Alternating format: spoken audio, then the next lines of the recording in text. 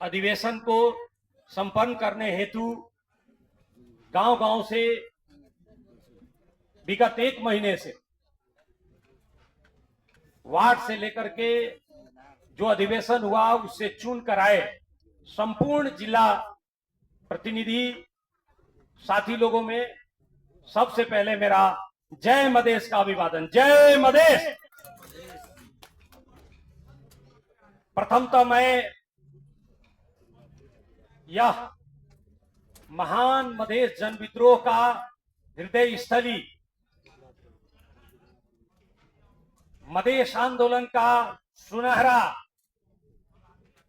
तारीख रखने वाला सिरहा जिला, चाहे वो आंदोलन के मोर्चे में हो, चाहे वो चुनावी मोर्चे में हो, सभी तरीके से हमारे पार्टी के जिलाओं में अग्रणी स्थान रखने वाला यह सिरहा जिला का जो यह प्रथम अधिवेशन हो रहा है, इसका मैं पूर्ण रूप से सफलता का कामना करना चाहता हूं। हम चाहते हैं कि पार्टी ने जो राजनीतिक लक्ष्य लिया है, इस देश में तमाम उन दबे कुचले लोग आज तक जो इस मुल्क के मूलधार से बाहर रहा, उनके साथ विभेद हुआ, जो इस देश के साधन, स्रोत, पहचान सभी चीजों से विमुख रहा, उनके आंदोलन का मशाल लेकर आगे बढ़ा, उस इतिहास को, उस सुनहरे इतिहास को चरितार्थ करने वाला, उस विरासत को थामने वाला और आने वाला जो राजनीतिक रूप में जो चुनौतियां हैं नेपाल में, सन्निकट जो राजनीतिक संकट खड़ी हुई है देश में, उन सभी से लड़ने वाला, संघर्ष करके उसे जीतने वाला, अपने मंजिल को प्राप्त करने वाला एक कमिटी निश्चित रूप से निर्माण होगी, इसका मैं कामना करना चाहता हूं। आज आपका जो अधिवेशन है, यह अधिवेशन निश्चित तौर से कोई सामान्य अवस्था में नहीं हो रहा। बहुत पूर्ववक्ता मित्रों ने बहुत सारी बात कहा, हमें ताज्जुब लगता है, जो काम करने के जगह पर बैठे हैं वो लोग भी मांग करते हैं। आज जो दो पार्टी नेपाल में राजनीतिक अस्थिरता को समाप्त करते हुए विकास निर्माण का जो जनता का आकांक्षा है, जन आकांक्षा है, उसको परिपूर्ति करने के लिए एक राजनीतिक नैतिकता को तिलांजलि देकर के दो बड़ी पार्टियां सरकार में, और उससे भी लज्जास्पद बात यह है कि जिन मुद्दाओं पर यह सरकार बनी, वह जो एक राजनीतिक स्थिरता की बात कर रहा था, जो सुशासन की बात हो रहा था, जो आर्थिक उन्नयन का बात हो रहा था, उन सभी से विमुख है। आज सरकार विगत के सरकारों से यह जो व्यवस्था आया है, जितनी भी सरकार बनी है, सबसे अलोकप्रिय सरकार साबित हो रही है एक कांग्रेस और कम्युनिस्ट का सरकार। यह बनने में जो बुनियाद है, जो इनकी 7 मुद्दे सहमति है, निश्चित रूप से हम भी संविधान संशोधन चाहते हैं। महान मधेश जन विद्रोह से स्थापित इस देश का संघीयता, गणतंत्र, समावेशी लोकतंत्र, नागरिकता का जो समस्या समाधान हुआ, पहचान का आंदोलन देश और दुनिया में स्थापित हुआ, हमने जिसके बदौलत अपने मध्य प्रदेश को प्राप्त किया, इन सभी पर ग्रहण लगाने के लिए जो कांग्रेस कम्युनिस्ट ललायित है, उन चीजों को विराम लगाने के लिए आपका इस अधिवेशन से जो नेतृत्व तय होगा, उसके कांध पर यह जिम्मेवारी है कि उसको कैसे बचाना। हमें जो संघीयता मिली है, हमें जो समानुपातिक समावेशी का बात जो संविधान में प्रत्याभूत हुआ है, निश्चित रूप से पूर्ण समानुपातिक नहीं है। चाहे हमारा पहचान का बात हो या मध्य प्रदेश निर्माण का बात हो, यह हमें खैरात में नहीं मिला है, किसी ने दान दातव्य में दहेज में नहीं दिया है। हमारे सैकड़ों मधेसी सपूतों ने नेपाल के धरती को, नेपाल के शासकों के गोली के सामने अपने आहुति दे करके, अपने खून के लाली से इस धरती को लाल करके इस चीज को प्राप्त किया है, और इसको बचाने का क्षमता भी जनता समाजवादी पार्टी रखती है। इस चीज को हम आगाह भी करना चाहते हैं। आज यह सरकार सभी मोर्चा पर विफल है। यह सरकार, मैं पहले ही कहा, यह व्यवस्था लागू होने से अभी तक में सबसे अलोकप्रिय सरकार है, सबसे भ्रष्ट सरकार है। इससे पहले लोड शेडिंग का क्या यही अवस्था था?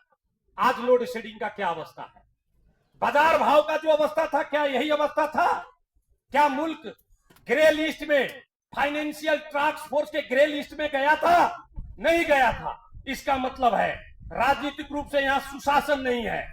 यहां पर अवैध पैसे को वैध बनाने का खेल कर रहा है, और फिर हम अच्छे अच्छे राम राम जपेंगे, उससे अच्छाई होने वाला नहीं है। इन सभी चुनौतियों से आपने लड़ना है। इन्होंने कहा था कि हम संविधान संशोधन करेंगे, उससे भी ज्यादा हास्यास्पद बात है, जो कांग्रेस बहुदलीय प्रजातंत्र के लिए लड़ा, आज वो दुदलीय तानाशाही स्थापित करने के लिए उद्यत है। वो अपने बीपी कोइराला के सिद्धांत को याद नहीं कर रहा। कहीं पे बीपी होंगे, रो रहे होंगे कि हमारे चेले चपाटी, हमने जो बहुदलीय प्रजातंत्र के लिए संघर्ष किया, लाखों नेपाली जनता ने जो संघर्ष किया, उसको समाप्त करने के लिए मेरे ही 4 तारे झंडे के नीचे एक समझौता 7 मुद्दे करता है कि इस देश में राजनीति की स्थायित्व के लिए 2 दलीय व्यवस्था हो। इस देश में कम्युनिस्ट तानाशाही नहीं चलेगी। तो मदन भंडारी ने यहाँ बहुदलीय जनवाद का बात लाया। ये भी 2 दलीय हो सके तो अपना एमएलए का सरकार मात्र रहे इस देश में, ऐसा व्यवस्था लाना चाहता है। क्या इसी के लिए इस देश के लोगों ने संघर्ष किया था? तो उस वक्त में कांग्रेस और कम्युनिस्ट मिलकर बांट कर खा लेते थे। अब इस देश का एक नया संघर्षशील, एक परिवर्तनकारी शक्ति आपके सामने खड़ा है। वो जनता समाजवादी पार्टी नेपाल के रूप में खड़ा है। आप हमारे राजनीतिक परिवर्तन को, हमारे राजनीतिक उपलब्धि को समाप्त करना चाहेंगे तो यह आपको सस्ते में प्लेट में सजा कर नहीं दिया जाएगा। हमारे सामने से संघर्ष करके गुजरना पड़ेगा, और अगर आप जीतते हैं तभी आपको मिलेगा। जिस लड़ाई में आप नहीं जीत सकते, उसका ज्वलंत उदाहरण है। ये लोग चाहते थे कि यहां पर थ्रेशोल्ड लागू कर दे, और जो नेपाली जनमानस है, जो इस देश में रहने वाले तमाम, वो मधेसी हो, आदिवासी जनजाति हो, महिला हो, मुस्लिम हो, दलित हो, थारू हो, पिछड़ा वर्ग हो, उनके आवाज को कुंठित कर करके 2 दलीय व्यवस्था लागू करना चाहता है। उसके लिए भी हम संघर्ष करेंगे। अगर हमारे सामने, जो हमने पहले ही कहा, सैकड़ों युवा, मधेसी युवा के शहादत से प्राप्त जो राजनीतिक उपलब्धियां है, उन चीजों पर अगर सीधे दृष्टि लगाया तो उन आंखों को फोड़ दिया जाएगा। हमने जो चीज प्राप्त किया है उसका रक्षा भी करने का क्षमता रखते हैं और करेंगे। उसमें नेपाली कांग्रेस और एमाले अब कहता है 87वां संविधान संशोधन। वो ऐसे नहीं हुआ है जो विगत 6, 7, 8 महीने से हमारे महाधिवेशन के बाद में जो हमारे पार्टी को तोड़ करके एक कैसा दलीय व्यवस्था है जो पार्टी को समाप्त करके बहुदलीय व्यवस्था रखना चाहता है। यही है लोकतंत्र, जहां पे पार्टी को तोड़ करके, विचारों को समाप्त करके एक ही भाषा, एक ही भेद, एक ही संस्कृति, एक ही का शासन, एक ही का प्रशासन लागू करना चाहता है। यही लोकतंत्र है, यही समावेशी है, यही नेपाल का नया 21वीं शताब्दी का लोकतंत्र है, 2 दलीय व्यवस्था। इन चीजों से इन लोग क्यों विमुख हुआ? जब आपने गांव-गांव जाकर के हमारे महाधिवेशन से स्थापित पारित जो राजनीतिक दस्तावेज है, उन चीजों को गांव-गांव में आपने ले गया। जब अपने नीचे से हमारा जो बुनियादी संगठन है वह ग्रास रूट लेवल का, वो संगठन जो वार्ड से लेकर बूथ कमेटी से लेकर जो हमने जनता के बीच में इनके कर्तृत्वों को विमर्श में ले गया और एक हम लोगों ने वातावरण, एक विचार का निर्माण किया, तब जाकर इन्होंने पछाड़ी हटने का काम किया। ऐसे नहीं हटा ये लोग।